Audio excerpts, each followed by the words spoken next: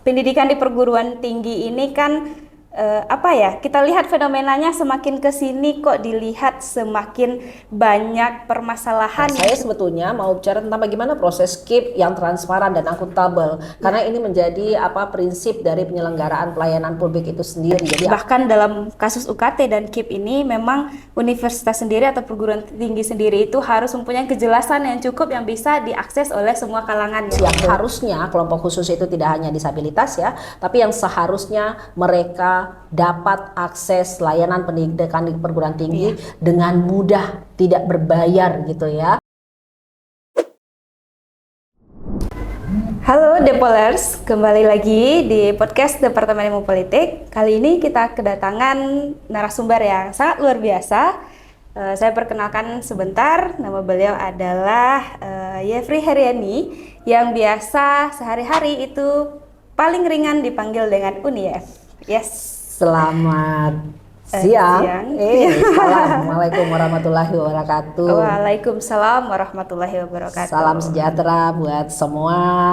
Mbak ini ketemu, udah lama juga kita nggak ketemu ya, Cia.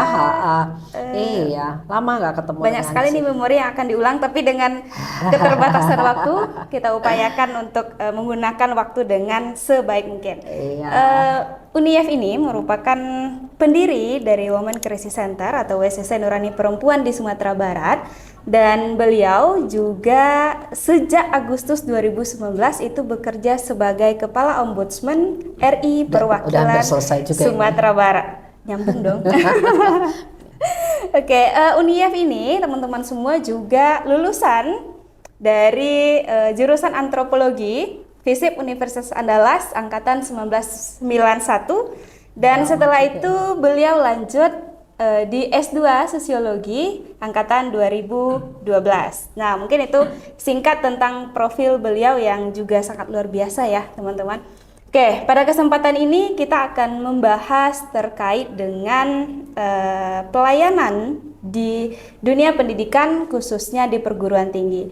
Dimana yang kita tahu ya nih, pendidikan di perguruan tinggi ini kan kita lihat fenomenanya semakin ke sini kok dilihat semakin banyak permasalahan yang cukup kompleks juga untuk kita bahas, dan dari mana mengurai permasalahan ini juga sulit ya kalau menurut saya. Karena permasalahan itu memang sudah ada juga sepertinya dari dulu. Permasalahannya dari dulu, semakin ke sini semakin besar ya Un ya. Misal kayak contohnya Un ini masalah UKT yang sekarang ini banyak yang mungkin maba-maba kita di luar sana juga mengeluhkan ya, kenapa UKT kita ini kok setiap tahun ini semakin naik ya, satu. Nah, yang kedua itu proses terkait dengan KIP ya, teman-teman yang menerima beasiswa KIP itu bahkan di tingkat universitas negeri ini itu juga banyak problematik ya. Seperti misalnya sudah mendaftar dengan nomor peserta KIP, lalu sudah masuk kuliah selama 3 bulan segala macam, habis itu keluar hasil KIP-nya ini ternyata tidak seleksi. Nah, ini problem bagi mahasiswa-mahasiswa yang harapannya tinggi di sini, harapannya besar untuk mendapatkan beasiswa ini. Nah, Uni, gimana pandangan Uni terkait dengan kualitas pelayanan pendidikan tinggi di perguruan tinggi ini nih? Ya, jadi makasih Ci, ini obrolan yang pasti menarik ini di siang hari ini gitu ya, walaupun nanti yang nonton ada siang, ada malam, ada kapanpun gitu ya, tapi ini kami siang-siang ngobrol, tiba-tiba saya diajakin ngobrol di podcast ini, tentunya untuk Depol lovers gitu ya, Depolers khususnya gitu ya, yang nanti akan mendengar ini diskusi yang menurut kami menarik, karena memang ternyata negara itu punya kewajiban untuk menghadirkan penyelenggaraan pelayanan publik yang berkualitas. Itu kewajibannya. Nah, kemudian layanan publik itu harus dapat diakses oleh seluruh masyarakat tanpa ada diskriminasi. Artinya prinsip keadilan itu menjadi bagian yang terpenting dalam layanan publik yang ada, dan hadirnya layanan publik itu tentu azasnya perlunya adanya bagaimana dia hadir karena ada kepentingan umum. Jadi perguruan tinggi ini karena ada kepentingan umum yang harus dijawab gitu ya. Dia tidak boleh dia hadir untuk menjamin adanya keadilan pastinya untuk seluruh gitu ya. Jadi orang mudah mengaksesnya, tapi ada tantangan kita saat ini gitu ya.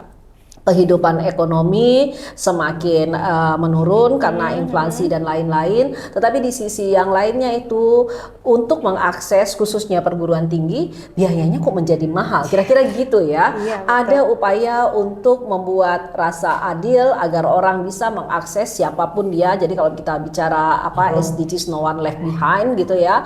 Nah, ternyata tetap aja ada yang behind gitu ya. Tetap aja ada yang terabaikan. Nah, maka yang penting itu kalau saya lihat bahwa ini memang satu kerumitan dalam menghadirkan layanan publik yang berkualitas. Ternyata di perguruan tinggi ini ada biaya-biaya yang semestinya harus ditanggung oleh negara, tapi sekarang ditanggung oleh individu gitu ya. Jadi pendidikan tinggi itu harus dijamin karena individunya punya ekonomi secara mapan dan segala macam. Dan ini yang akhirnya prinsip dari azas penyelenggaraan pelayanan publik adil untuk semua itu menjadi tantangan.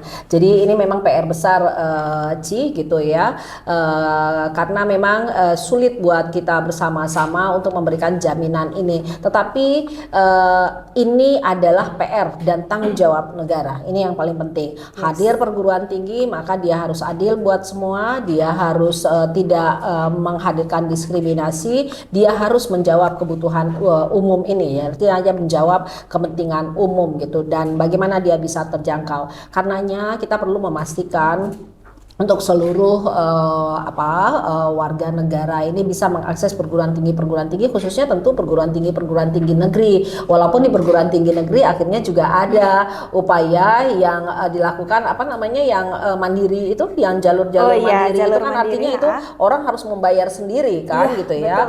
Ini dampak dari PTMBH dan lain-lain itu gitu ya. Dengan uang pembangunan yang cukup tinggi juga ya gitu. Nah ini PR besar lah buat kita bersama-sama gitu ya. Bagaimana perguruan tinggi itu juga bisa memberikan ruang-ruang bagi seluruh warga, bagi seluruh calon peserta didiknya, mahasiswanya untuk bisa mengakses agar mereka juga dapat. Nanti tadi ada beasiswa, ada KIP dan lain-lain gitu ya. Tetapi bagaimana saya sebetulnya mau bicara tentang bagaimana proses KIP yang transparan dan akuntabel, karena ini menjadi prinsip dari penyelenggaraan pelayanan publik itu sendiri, jadi azasnya. Nah sekarang itu kan sering orang daftar dia melalui KIP gitu ya, misalnya ada mahasiswa masuk melalui KIP, tetapi tiba-tiba di tengah tahun atau di semester tertentu dia dicabut, dan itu menjadi sesuatu yang mengagetkan mereka. Bahkan ini kerentanan mereka untuk tidak lanjut lagi di perguruan tinggi gitu.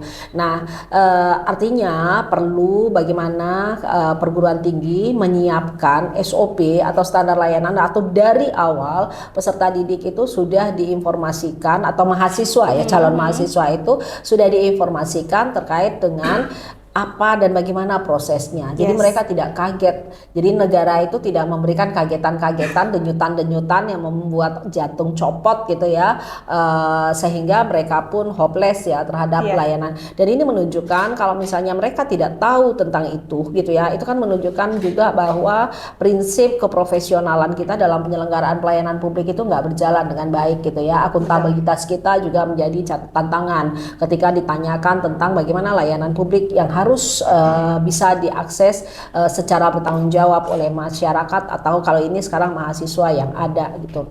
Nah PR-nya lagi adalah semisal saya ingat sekali ada laporan-laporan yang masuk ke Ombudsman sekitar tahun lalu atau 2 tahun yang lalu terkait dengan peserta yang masuk di jalur KIP, tapi kemudian juga di tahun keberapa atau semester keberapa itu harus bayar UKT. Itu pernah ada laporannya.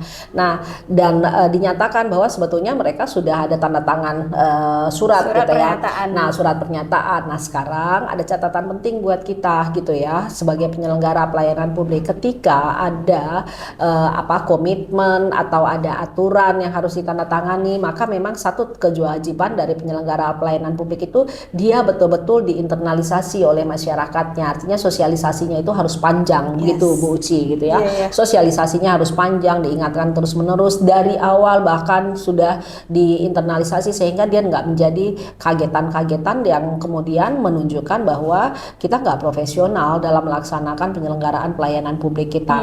Yang pasti buat kami adalah semua layanan publik itu semestinya harus mudah diakses oleh masyarakat. Tidak hanya mudah diakses, itu dia terjangkau gitu, mudah diakses karena biayanya tidak memberatkan gitu ya, karena dia juga punya cara-cara terobosan-terobosan yang membuat orang mudah mengakses layanan publik. Tetapi di perguruan tinggi tentunya yang menjadi catatan, bagaimana sih sebetulnya strategi kita untuk menghadirkan layanan di perguruan tinggi yang tidak berbayar mahal untuk kelompok-kelompok tertentu, karena tidak semua yang sanggup untuk membayar mahal perguruan tinggi tersebut gitu. Sementara perguruan tinggi juga diwajibkan untuk membiayai hidupnya sendiri. Itu juga menjadi PR-PR yang harus diselesaikan oleh berbagai perguruan tinggi, khususnya perguruan tinggi negeri ya, dan UNAN secara khusus gitu.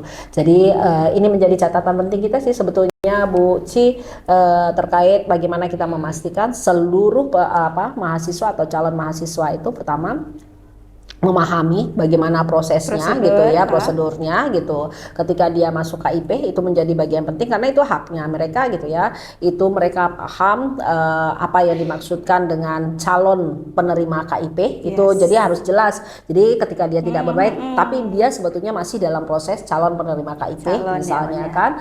Nah, dan itu sudah mereka tahu dari awal gitu. Artinya ada sosialisasinya. Kemudian bagaimana memastikan perguruan tinggi itu adil untuk semua, sehingga orang yang berhak mendapatkan KIP itu betul-betul mendapatkannya. Jangan sampai orang yang sebetulnya sudah tidak berhak lagi mendapatkan KIP, dia masih mendapatkan KIP. Artinya verval itu harus dilakukan sepanjang masa juga, dan itu disosialisasikan dengan baik gitu. Tapi bagaimana UKT menjadi lebih mudah, lebih murah gitu kan. Nah, itu memang satu upaya untuk melakukan perbaikan kebijakan gitu ya, sehingga anggaran pendidikan itu memang harus disiapkan oleh negara semaksimal mungkin gitu ya, karena jumlah orang untuk mau berpartisipasi ikut di dalam pendidikan tinggi itu semakin meningkat, karena memang kebutuhan dari ruang-ruang mereka mengakses pekerjaan itu juga ke depan itu membutuhkan pendidikan yang cukup optimal gitu ya.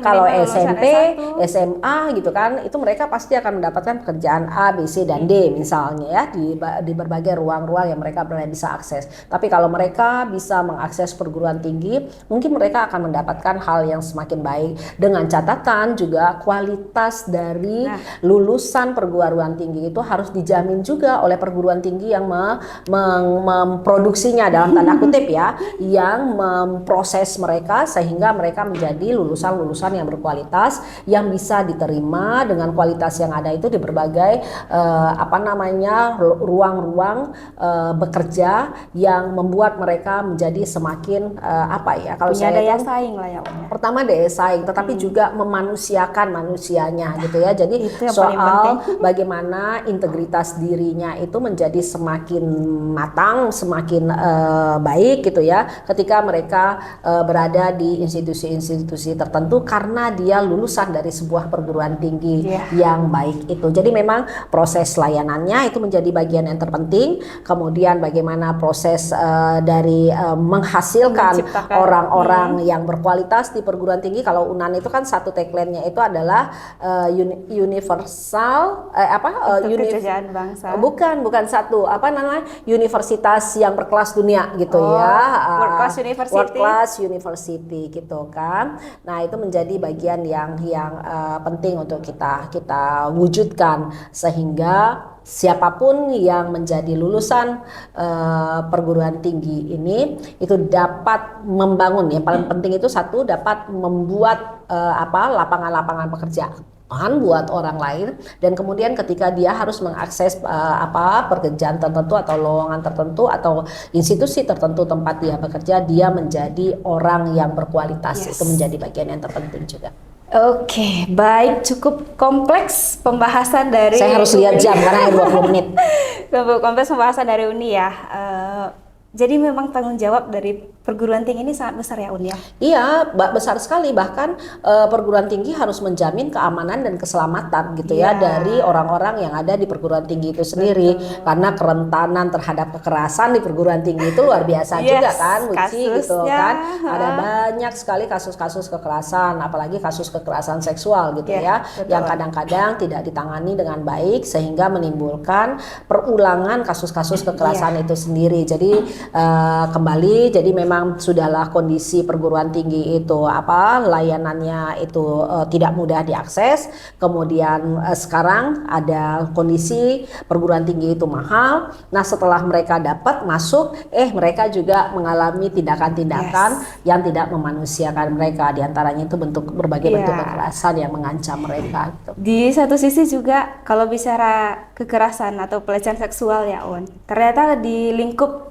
perguruan tinggi ini itu tidak hanya terjadi adanya kelas antara dari akademisi dengan mahasiswa, tetapi bahkan antara mahasiswa dengan mahasiswa itu juga cukup banyak yang terjadi ya, yang kita tahu yang di media selama ini cukup banyak, apalagi yang tidak kita tahu gitu. Jadi memang untuk mewujudkan cita-cita bangsa gitu ya, atau mencerdaskan kehidupan bangsa sepertinya menjadi PR yang sangat besar ya Un ya. Betul, jadi siapapun rentan menjadi pelaku, siapapun rentan menjadi korban, itu menjadi bagian yang terpenting kan. Tapi lagi-lagi bagaimana perguruan tinggi itu betul-betul mudah diakses, betul-betul tidak orang di dalamnya itu ketika mengakses layanan publik, ini kan layanan publik ya sebetulnya ya, apalagi perguruan tinggi negeri gitu ya, mereka harus, termasuk juga perguruan tinggi swasta yang di bawah Kopertis gitu, itu kan menjadi bagian yang penting untuk memastikan. Lagi-lagi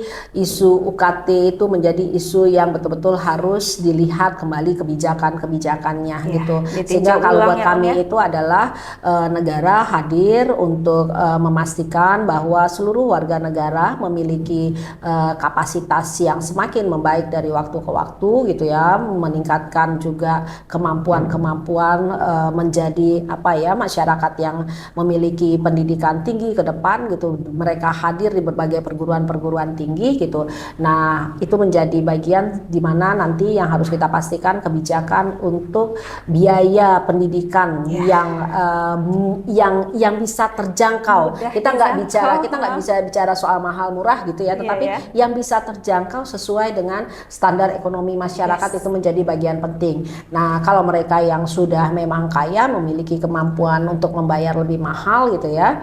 Nah, tentu mereka dengan aman dan nyaman, tetapi tidak sedikit warga negara di Indonesia ini yang memang harus banting tulang, tidak hanya orang tuanya tapi yang bersangkutan juga untuk bisa mengakses perguruan tinggi. Maka penting untuk memastikan bahwa kita harus adil bagi mereka gitu ya. Perguruan tinggi ini juga harus bisa diakses oleh mereka. Ada banyak fasilitas yang disiapkan oleh negara. Tadi ada beasiswa termasuk tadi itu KIP yang kita bicarakan tadi itu gitu ya. Itu betul-betul harus transparan agar mereka tidak terkejut ya di tengah jalan gitu, bahwa tiba-tiba harus ada putusan, mereka tidak lagi dibiayai atau tidak lagi mendapatkan beasiswa. Jadi memang cukup jelas ya Un, bahkan dalam kasus UKT dan KIP ini memang universitas sendiri atau perguruan tinggi sendiri itu harus mempunyai kejelasan yang cukup yang bisa diakses oleh semua kalangan ya Un. Betul. Bagaimana proses UKT, bagaimana proses seleksi KIP misalnya, itu diharapkan memang sangat terbuka ya Un. Satu sisi juga ini dari calon mahasiswa atau calon mahasiswa beserta orang tua itu juga memahami bahwa masuk dengan nomor peserta KIP itu baru calon penerima. Ya, ketika adanya tanda tangan surat pernyataan tadi, artinya kan memang di satu sisi universitas sudah menekankan ya Un ya, bahwa memang ketika nanti tidak lulus ya harus berani atau harus mampu untuk menanggung biaya pendidikan gitu. Mungkin ini yang perlu kita tingkatkan kesadaran bagaimana dalam proses di awal ini kita memang benar-benar paham atas peraturan atau SOP yang ada terkait dengan UKT atau KIP ini. Jadi tidak ada lagi istilahnya ini kaget ini karena baru tahu putusan segala macam gitu ya Un ya. Iya, tapi kan memang bagaimanapun ke depan itu dari awal sebetulnya sudah harus ada kejelasan. Iya, Jadi betul. jangan sampai kalau apa namanya dia calon terus nanti dia tidak akan apa namanya tidak ada jaminan dia akan lanjut ke depan. Itu menjadi bagian penting gitu ya. Kalaupun calon terus nanti buat mereka yang tidak dapat mengakses sementara secara ekonomi mereka juga tidak mampu, tetapi mereka punya kemampuan akademis yang baik dan segala macamnya gitu ya. Ini jaminan apa yang mereka dapatkan? Bisa nggak perguruan tinggi juga menyiapkan alternatif beasiswa buat mereka? Iya, betul. Itu juga menjadi yang penting karena memang sekarang itu gimana ya? Semua kehidupan kita itu sudah menjadi pasar gitu ya. Semua itu berbayar, berbiaya gitu. Nah, jadi yang seperti ini itu bagaimana sih perguruan tinggi bisa membuat rumusan yang baik gitu ya, sehingga dalam kondisi kita ini sedang apa namanya sedang harus berjuang untuk melawan pasar yang cukup rentan bagi kelompok-kelompok tertentu itu. Nah, kelompok-kelompok tertentu yang sudah teridentifikasi ini kita perjuangkan untuk tetap bisa mengakses. Jadi kalau buat kami itu ada hal-hal dalam penyelenggaraan pelayanan publik untuk kelompok rentan harus ada layanan khusus. Nah, bagaimana menghadirkan layanan khusus bagi kelompok-kelompok khusus yang harusnya kelompok khusus itu tidak hanya disabilitas ya, tapi yang seharusnya mereka dapat akses layanan pendidikan di perguruan tinggi dengan mudah, tidak berbayar gitu ya. Nah, itu juga penting untuk kita pikirkan bersama-sama.